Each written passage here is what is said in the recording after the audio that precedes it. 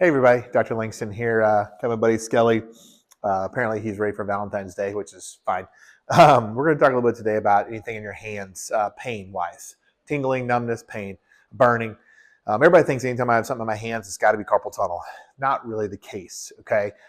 What you want to think about with carpal tunnel is it's very specific. It's these three fingers, okay, on the palm side.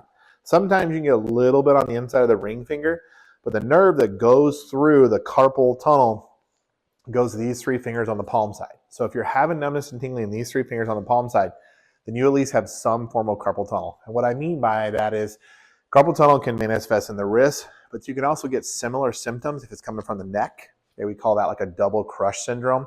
So even if you go in and just do the surgical procedure at the wrist, but you don't treat the neck or even the shoulder problem, it's not going to completely clear it all up.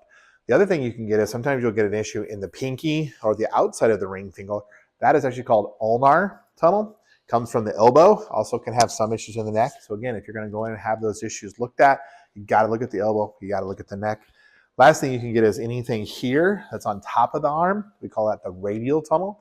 Again, kind of comes from the elbow. Can also come from the neck.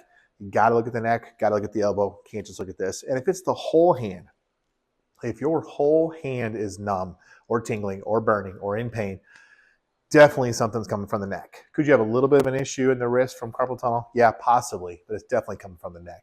So if you're having issues like that you think could be carpal tunnel, there's great tests out there. There's nerve conduction, all those kind of things. But if you really use that simple test of what's here, or what's here, it's a simple way. It's very treatable. We treat it all the time.